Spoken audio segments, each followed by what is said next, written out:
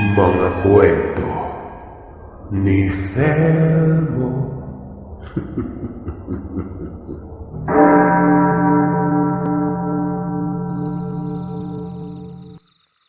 Mapagpalang araw sa iyo, Sir Seth, at sa mga kagiliw na masugid na tagapakinig.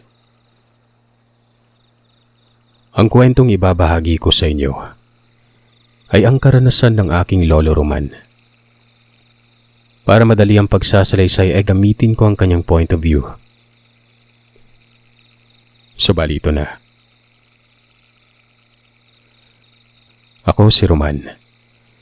Kasalukuyang nasa 88 anyos. Kasalukuyan akong nakatira dito sa Kamaynilaan. Pero tubong kulasi ako sa may Antique. Dekada 50.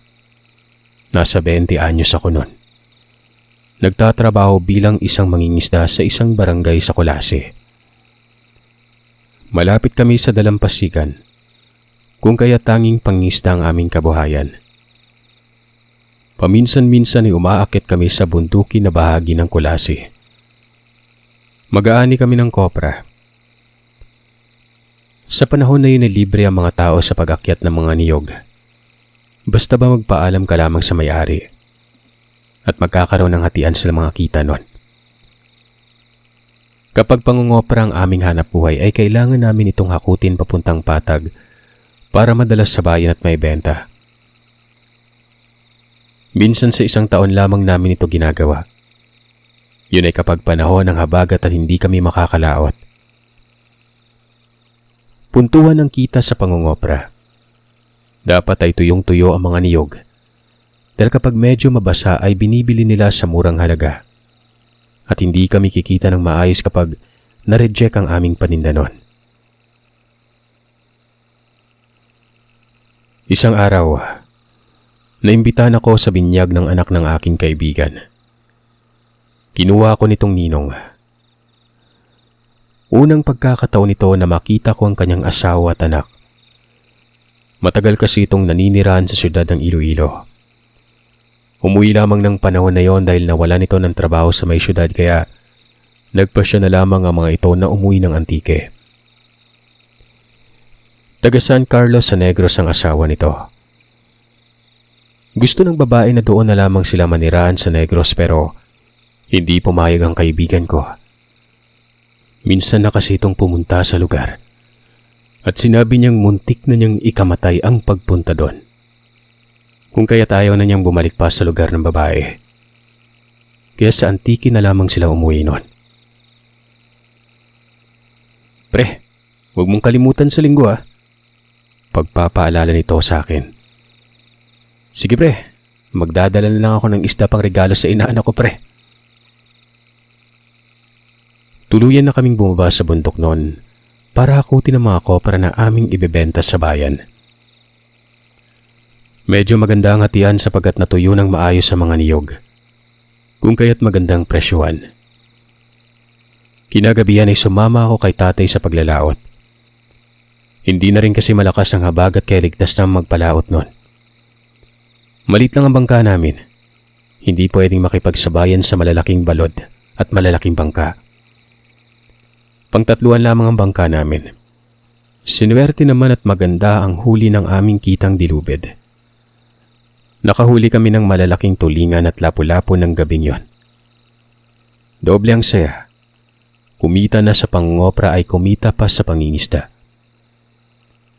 Kagad na itinabi ko ang dalawang malaking tulingan. Ibibigay ko yun sa aking inaanak. Tulong na rin sa paghanda nila kumbaga. Sinabi ko sa kapatid ko at kay tatay na kukunin ko ang dalawang tulingan at pumayag naman ang mga ito. Pero hindi na ako kumuha ng kita namin ng gabing yon. Sapat na rin sa akin ang hati ko sa kopra. Pambili ng alak. Yun lang naman ang kaligayahan ko ng mga kapanahunang yon. Hindi naman kasi ako pala inom talaga. Kumbaga, paminsan-minsan lamang sa isang linggo. Pag niyaya ng barkada. Pero pag wala namang nagyayaya ay wala din naman. Minsan, yung kapatid ko at ang tatay ko ang kasama ko sa pag-inom. Pagkagaling namin sa laot, natulog lamang ako ng ilang oras bago umakyat ng bundok. Hindi naman ganon kalayo ang lakarin papuntang bundok dahil nasa itaas na bahagi lamang ito ng dalampasigan. Kulang-kulang 1 oras lamang ang kailangang lakarin paakyat dito. Yun nga lang ay matarik ang daanan. Marami kasing bangin ang madadaanan bago marating ang sitio kung saan nakatira itong kumpare kong si Inok at ang kanyang pamilya. Pagdating ko sa lugar ay marami ng tao noon. Mga nagiinuman ng mga ito. Kung kaya't kaagad kong inabot kay Inok ang daladala kong malalaking tulingan noon. Siyempre tuwang-tuwa ito dahil bihira lamang yun makakatikim ng tulingan.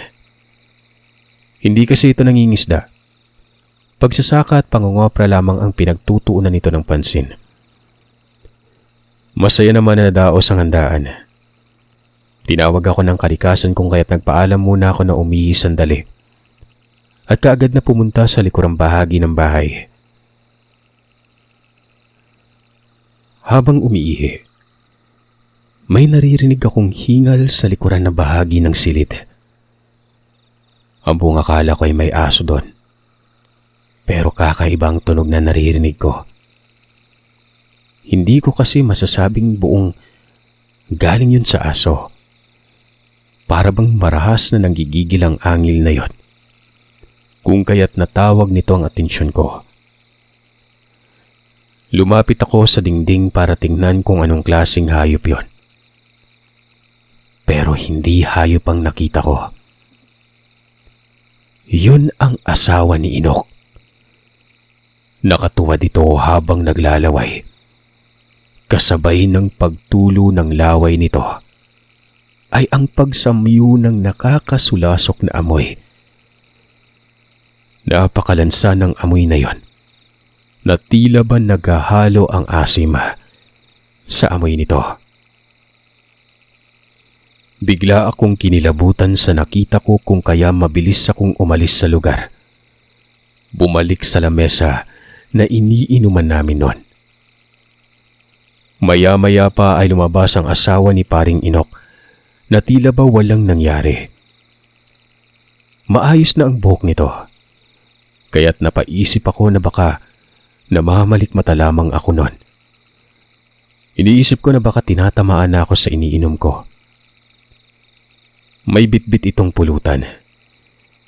Pero ang maasim na amoy nito, naroroon pa rin. Maasim na may halong malansa. Hindi ko lang alam kung napapansin din nyo na mga kasamaan ko. Pasimple kong hinaplos ng hinubad kong damit ang mukha ko para saglit na mapawi ang baho na naaamoy ko nun. Pagtanggal ko ng damit sa mukha ko, saktong napatingin naman ako sa babae. Nakatitig ito sa akin na para bang may kahulugan. Naninindak ang mga titig nito kahit nakangiti nun. Rosa, pwede bang ikuha mo muna kami ng tubig? Wika ni paring Inok sa asawa. Wala sa loob namang kinuha nitong pitsyel at pumasok na sa loob ng bahay. Pre, mauuna na ako sa inyo pre ha. Maaga kasi kaming pupunta ng bayan bukas. May pinapabili kasi si nanay. Pagdadahilan ko sa kaibigan ko. Nang tumayo ako ay sumama na rin ang kababata naming Sinaldo na apo ng isang albularyo. Wala namang nagawa si Inok kundi ang pumayag at silang mag-anak na lamang ang naiwan sa lamesa. Magkasabay na kaming umuwi ni Naldo. Nang nasa 100 metro ng layo namin sa bahay ng kaibigan naming si Inok, dali-dali na inilabas ni Naldo ang langis nito na kanina ay umaapaw na sa kanyang bulsa. Kaagad nitong binasa ng langis ang kanyang daliri, sabay guhit ng imahe ng krus sa pulso sa kamay at sa batok ko noon. Napatanong naman ako dito. Ano yan pre? Langis yan pre. Kanina pa yan nag-uumapaw sa bahay nila pre Inok. Mabuti nga't hindi sumabog eh. Pre, hindi maganda yung nakita ko kanina, pre. Pagtatapat ko dito habang pababa kami ng burol. Alam ko, pre. Mukha yatang may pinapahiwatig yung titig ni Rosa kanina eh. Kaya sumabay na ako sa'yo. Sagot naman ni Naldo noon. Sa tingin ko, pre, tinandaan ka nun eh. Kaya mag-ingat ka. O di kaya dumaan ka muna kay Lolo para matingnan ka. Napaisip naman ako sa sinabi niyo ni Naldo. At dahil gabi na, ayaw ko naman namang istorbo pa ng tao kung kaya't sinabi kong bukas na lamang. Wala naman itong nagawa kundi pumayag na lamang sa gusto ko. Pababa na kami ng burol noon. Nang biglang may pumagaspas na tila ba napakalaking pakpak. Doon ito huminto sa puno ng kahoy na inyam. Parang bugnay po yun. Pero mas maliliit ang butil ng bunga nito. Ayun na tol, oh. Inunahan na tayo. Sabi ni Naldo. Hanip tol? Saan ba napulot ni Inok yung asawa niyang yan tol? Alam ba niya na ganyan yung asawa niya? Yan ang hindi ko alam tol. Basta mag-ingat na lang tayo. Wala namang nangyari sa amin ng gabing yon. Nakauwi naman ako sa bahay ng maayos. Kinabukasan, habang nagtatahi ng mga butas ng lambat, ay naikwento ko kay tatay ang mga nangyari kagabi sa bahay nila Inok. Nagulat at napamura nang marinig niya ang sinabi ko. Sabay pagpapaalala nito sa akin na kailangan kong mag-ingat. Dahil sa nasaksihan ko ay maaaring habulin ako ng nilalang na yon. Sinabi ni tatay na sana ay hindi pa nayanggaw ang kaibigan ko na ito. Ganun pa man ay hindi ko pa rin alam ang katotohanan sa aking kaibigan kung kaya't kailangan na mag-ingat habang maaga pa. Kinahaponan, naghahanda na kaming pumunta sa laot. Bigla akong nakaramdam ng pagdumi noon. Pumasok ako sa may palikuran. Hindi ako kaagad na nakalabas ng palikuran dahil napakasakit talaga ng tiyan ko na hindi ko maintindihan kung ano ang nangyayari sa akin. Pinagpapawisan ako ng malagkit na malamig. Namumutla akong lumabas sa palikuran. Pagkakita sa akin ni tatay, dali-dali ako nitong sinalo. Pagkatapos ay wala na akong matandaan sa mga nangyari.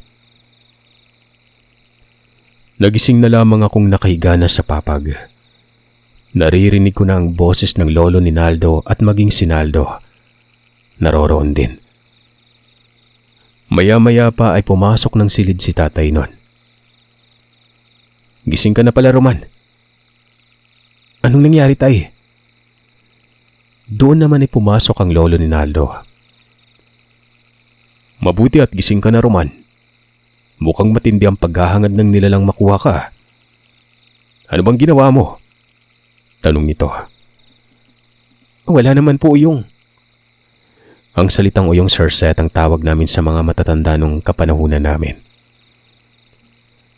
Nung pumunta ako sa likod ng bahay nila para magbawas, yun lang po, may narinig akong hangil kaya napasilip po ako sa dingding.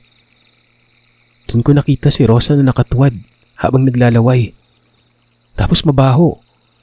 Kaya nga umalis ako dun sa lugar eh. Magkasama pa nga kami ni Naldo eh. Kung ganun, maaaring minarkahan ka ng nilalang. Mukhang hindi ito yung bagong yanggaw lamang na aswang ah.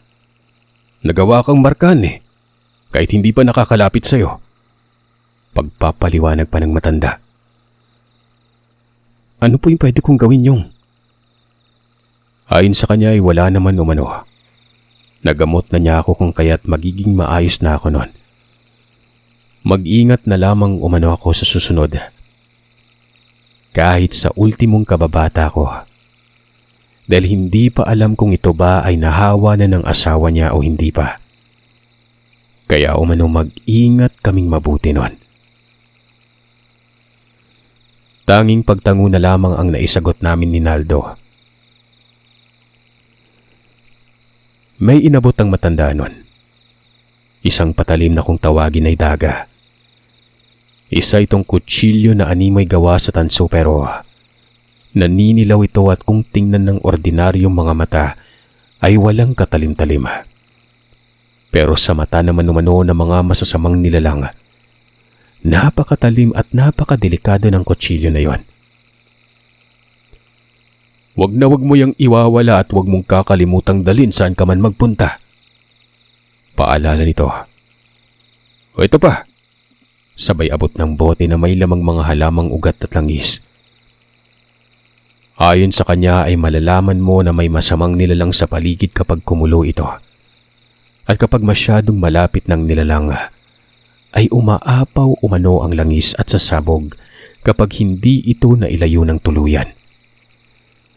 Maaari din umanong gamitin ng langis na yon na panghaplos sa pusod, pulso at batok para hindi madaling malapitan ng nilalang.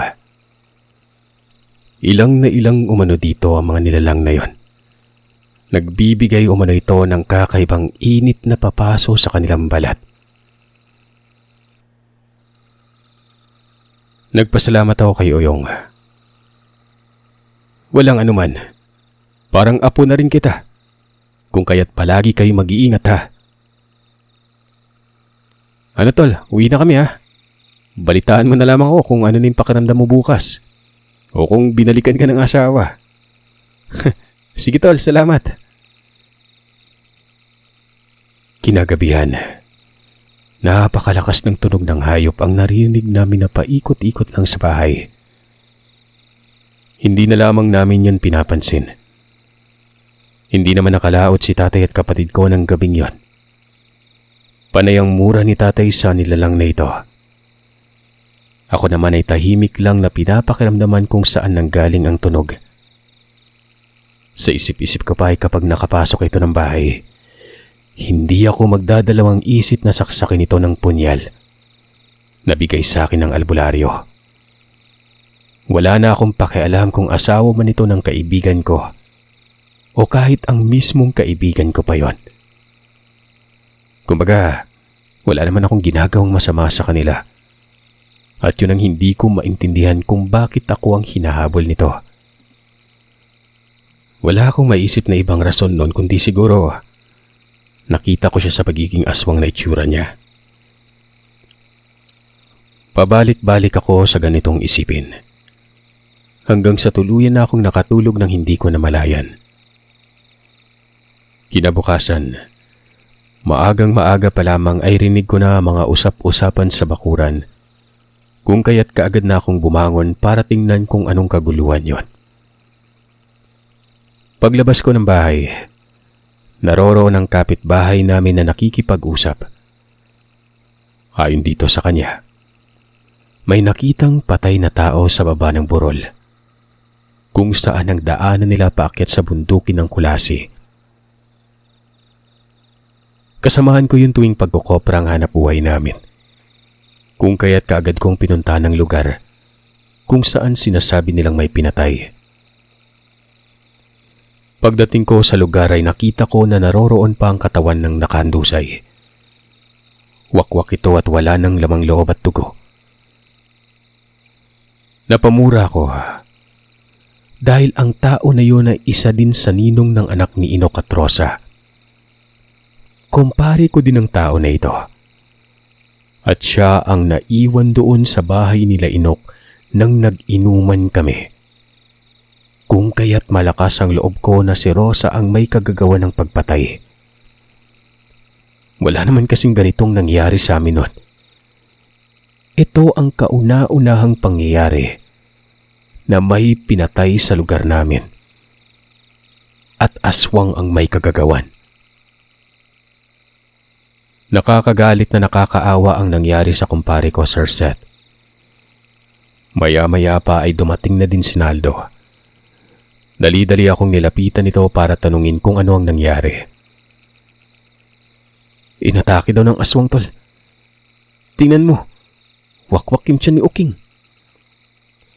Napamura na rin si Naldo na makita ang bangkay ng aming kasamahan. Nang umangat ako ng tingin, nakita ko ang kumpare kong si Inok sa taas ng burol. Pero kaagad itong umalis ng tinawag ko. Mukhang delikado tayo tol sabi ko kay Naldo. Parang hindi na nga natin kilala yung kababata natin na yan tol Wala naman tayong ginawang masama sa kanila. Nang dumating na ang taga-barangay para kunin ang bangkay, dali-dali na akong umuwi at uminom ng kape nun. Nawalan ako ng gana para kumain pa. Pagkatapos magkape ay kaagad na akong naglakad para pumunta sa bahay nila Naldo. Gusto kong makausap ang kanyang lolo na albularyo para humingi ng gabay kung ano ang aking gagawin. Munti ko pang makalimutan ang binigay na punyal sa akin ni Oyong Palo. Yung lana lamang ang nailagay ko sa bulsa kung kaya't hinabol pa ako ni tatay para ibigay ito. Sa daan papunta sa bahay nila Naldo, nakasalubong ko si Inok. Masama ang titig nito sa akin nun. Pre, saan ka pupunta? Tanong nito. Kina Naldo pre, may tatanong lang. Habang nag-uusap kami, ay napansin ko ang langis sa bulsa ko. Umiinit tapos kumukulo yun. Doon ko napagtanto na hindi na normal ang aking kababata. Kung kaya't pasimple kong hinaplos ang kamay ko sa langis. Nilagyan ko ng langis ang pulso at bato ko. Ang papalapit na sinok ay unti-unting umatras nun. Sabay sabi nito ng, Pre, ninong ka ng anak ko. Kababata pa kita. Kaya hanggat maaari ayaw kong makabangga ka. Doon ako sumagot ng, Yun na nga pre, kababata kita, kumpare kita. Pero bakit ganun pre? Bakit pati ako? Bakit pati si Oking na isa din nating kababata? Hindi na ito sumagot pa. Basta tinitigan lamang ako nito ng masama. At kaagad nang tumalikod. Kaya tumuloy na ako sa bahay nila Naldo. Sa daan, nakasalubong ko ang tatlo naming kapitbahay. Sinabi ko sa kanila na ipagbigay alam sa magulang ko na gagabihin ako sa pag-uwi. Dahil nasa isip ko noon na susubukan kong umuwi ng gabi. Pagdating sa bahay nila Naldo, pinag-usapan na namin ang nangyaring pagpatay sa isa naming kaibigan. Napakabata pa ni Oking para mamatay. Kinuwento ko din sa kanila ang naging engkwentro namin ni Inok at ang reaksyon ng langis na binigay ni Oyong Palo. Naloko na tol. Ibig sabihin naging aswang na rin si Inok. Kumulo yung langis tol At ito, basa pa yung bulsa ko. Pagpapakita ko dito. Nasa oras na yun ay basang-basa pa. Akin na yung bote at dadagdagan ko ng langis. Wika naman ni Oyong Palo. Dali-dali ko namang inabot sa kanyang bote ng langis at niyaya na ako ni Naldo na hulihin ng manok nun para katayin sa pananghalian. Napag-usapan na rin namin na may sasama sa akin pauwi ng bahay mamaya. At doon na lamang ito matutulog sa bahay. Ang plano namin ay magpapagabi kami sa daan, kung saan may mga malalaking puno ng kahoy at matataas na talahib sa gilid. Doon kasi inatake ng nilalang ang isa naming kababata. Napakabata pa ni Inok para masira ang buhay nun.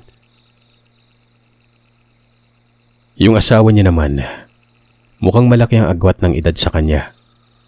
Kumbaga mas matanda ang babae. Mabilis na sumapit ang oras. Ilang sandali pa'y palubog ng araw, kung kaya't nagsimula ng gumayak si Naldo. Hinanda na nito ang kanyang habak, at ang kutsilyong daga na bigay ng kanyang oyong kagaya rin ang binigay nito sa akin. Sigurado na ba kayo sa gagawin nyo?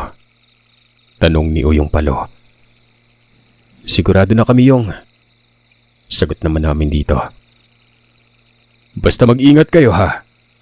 Kapag alam nyong nasa alanganin kayong sitwasyon, Isaboy niyo lang ito sa paligid. Wika nito sabay abot ng isang garapon na may lamang kulay puting abo. Para saan to yung? Tanong ko dito. Isa yan sa mga ginagamit namin mga albularyo. Kapag nanganganib ang isa sa amin, sumasaboy kami ng ilang dakot ng abong yan sa hangin. At kaagad kaming masasakluluhan ng mga kaibigan naming engkanto na malapit sa lugar. Ingatan niyo yan ha. Isaboy niyo na lang kung talagang kailangan. Kaagad naman namin kinuha ang binigay nito. Nagsimula na kaming maglakad para tahakin ang daan papunta sa amin. Habang tumatawid ng pilapil, wala naman kaming naririnig. Hanggang makalampas kami ng isang maliit na burol. Nang paakit na naman kami ng kabilang maliit na burol, doon na kami unti-unting may naririnig. Nung una ay matinis na huni ng ibon na noon lamang namin narinig noon. Sunod ay may kalakasan na huni ng tik-tik. Sunod-sunod ang tunog na yon. Sa una ay malakas, hanggang pahina na ito ng pahina. Tol, malapit na siya. Wika ni Naldo. Naging alisto kami noon. Bago pa man kami makarating sa bahagi ng daanan na may mataas na talahib at naglalaki ang puno, may nakita kaming parang anino na bigla na lamang tumawid. Napakabilis nito at sa may hindi kalayuan ay may natanaw kaming sulo mula sa kabilang direksyon ng burol. Siguro ay tao yun na galing sa kanyang kaingin. Maya-maya pa ay narinig namin ang boses ng dalawang bata na humihingi ng saklolo. Kung kaya't mabilis kaming tumakbo papunta sa kinaroroonan ng mga ito. Ilang sandali pa, nakita namin ang nilalang na nakatuwad sa harapan ng mga bata. Hindi naman nakagalaw ang dalawang kawawang paslit.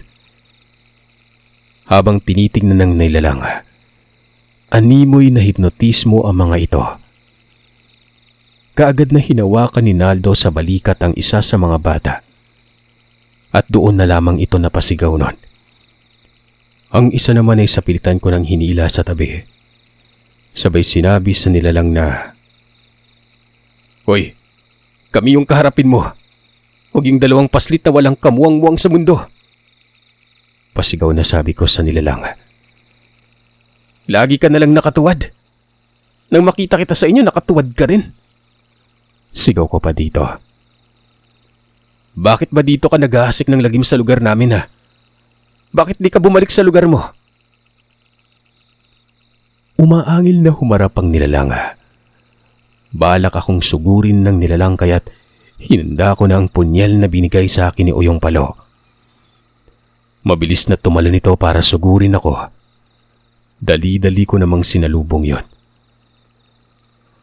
Tatamaan sana ako nito ng kanyang mahabang kuko, pero iwinasiwas ko ang hawak-hawak kong punyal at maging ako ay nabigla nang magawa kong sugatan ang braso nito.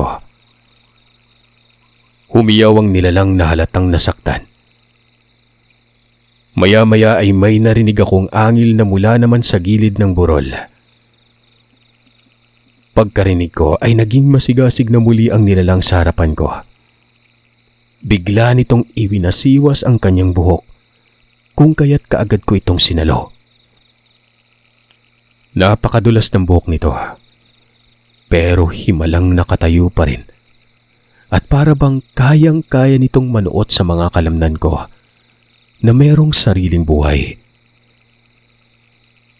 Pinulupot ko yun sa mga palad ko sabay putol ng buhok nito gamit ang punyal. Muli itong napahiyaw na para bang sinaksak ko ito kahit naman hindi. Basta naputol ko ang buhok nito. Kaagad itong tumalon palayo na parang palaka. Si Naldo naman ay sumisigaw na may nilalang sa likuran ko. Dali-dali naman akong dinakma nito sa batok At kitang-kita ko kung paano niya ibinaon ng kuko niya sa tagiliran ko.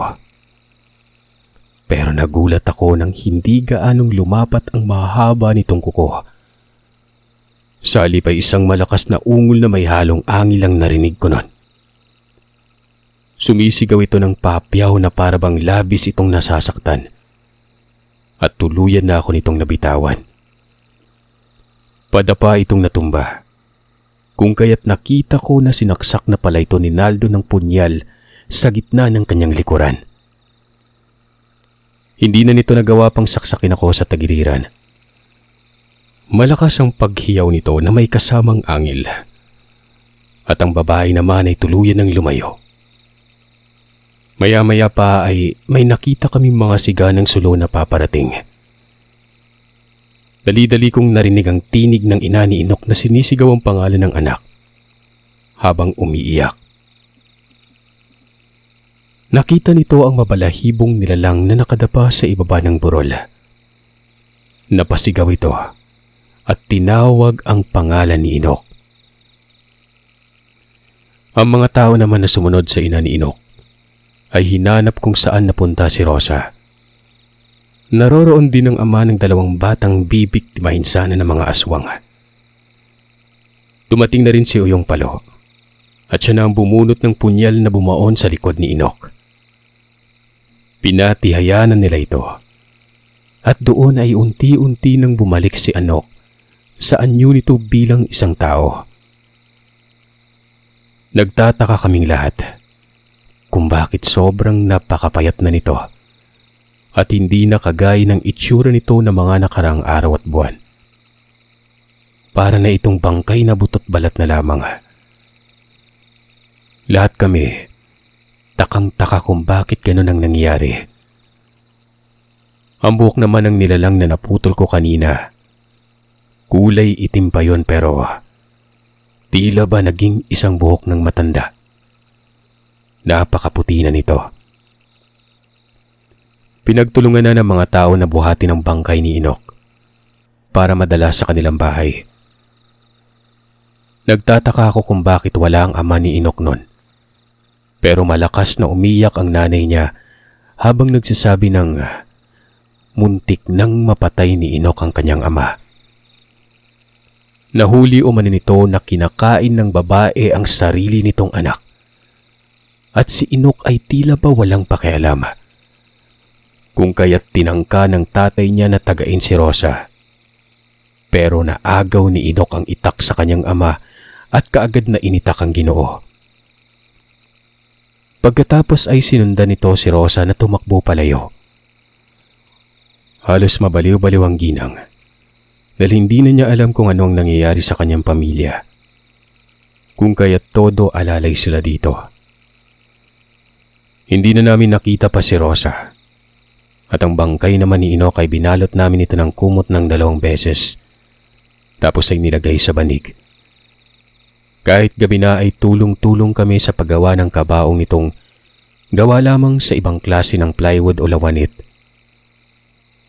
Ang ama naman ni Inok, pinagtulungan na malagyan ng bendang sugat. Isinakay sa duyan para madala sa ospital. Napakahirap pa ng daanan noon, Sir Seth. Pagdating sa Pede Road, isinakay na ito sa kangga na kung tawagin ay karosa. Habang naglalakad ay nagmamatsyag ang mga ito. Baka kasi maingkweton nila sa daan si Rosa noon. Kami naman ni Naldo ay naiwan sa bahay nila Inok para asikasuin ang bangkay ng kababata namin. Kahit sa huling pagkakataon. Umalis ang nanay nito at sinamahan ng tatay niya na dalhin sa ospital. Pinasok namin ang bahay ni Inok. Nagbabaka sakali na makita pa namin ang bangkay ng bata. Pero wala na ito doon. Tanging ang lampi na lamang nito ang naabutan namin. Napamura na lamang kami ng mapagtanto na baka binalikan nito ng aswang at tuluyan ng kinain. Kinabukasan, bumalik ang tiyahin ni Inok na sumama sa ina nito para bantayan ng tatay ni Inok sa ospital. Pero ayon dito, pagdating nila sa ospital ay kalahating oras nang walang buhay ito. Kumbaga sa biyahe pa lang, patay na. Ayon sa mga doktor ay naubusan ito ng dugo na naging sanhi ng kamatayan. Inilibing namin si Enoch sa maliit na sementeryo na nagsisilbing libingan ng mga namatay doon sa lugar namin sa bundok. Tuloy naman ang paghahanap namin kay Rosa. Baka sakaling buhay pa ito at maghasip pang muli ng lagim sa lugar namin. Pero nang marating namin ang maliit na kuweba sa ilalim ng matarik na bangin, doon namin nakita ang damit at nabubulok na katawan ng isang nilalang. Yun ang damit ni Rosa ng gabing nakainkwentro namin ito. Sa tabi nito ay ang bungo ng isang sanggol na naaagnas na. Tanging mga buto, bungo at damit na lamang ng sanggol ang natira nun. Kinuha na lamang namin yon. Inilagay sa sako. Dinala sa sementeryo at doon nilibing. Tanging si Oyong Palu na lamang ang nagbindisyon sa natirang bungo na mga ito. Hindi kinaya ng nanay ni Enoch ang nangyari sa pamilya. Nadepress ito at tuluyang naging baliw. Hindi ko na nasubaybayan pa ang nangyari dito dahil umalis na ako papuntang Manila noon.